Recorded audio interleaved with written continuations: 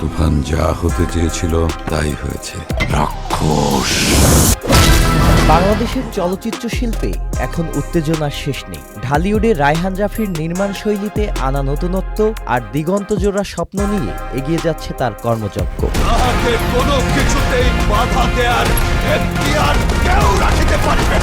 এই নির্মাতা যখন ব্লকবাস্টার তুফানের দ্বিতীয় কিস্তির জন্য সবাইকে অপেক্ষায় রাখছেন, ঠিক তখনই তিনি ঘোষণা দিলেন নতুন সিনেমা লায়নের।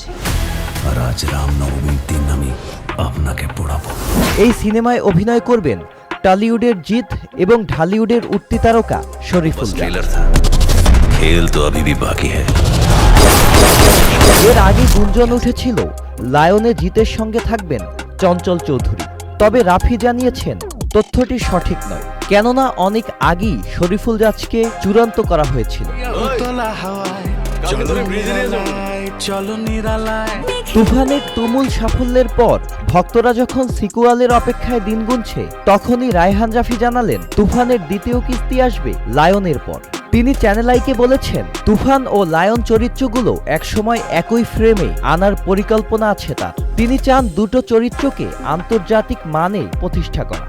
রাফির এই নতুন সিনেমায় শুধু অ্যাকশন নয়, এটি হবে এক ফ্র্যাঞ্চাইজির সূচনা, যেখানে উত্তাল সাগরের বুকে বেশিরভাগ শুটিং করা হবে।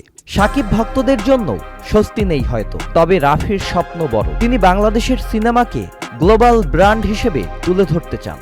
2025-এর রোজার ঈদকে সামনে রেখে নির্মাণ করা হচ্ছে সিনেমাটি। Sajid Abdullah, channel I. সর্বোচ্চ বিদ্যুৎ সাশ্রয় যমুনা এসি, মাত্র 24 টাকায় এসি চলবে সারাদিন। যমুনা এসি।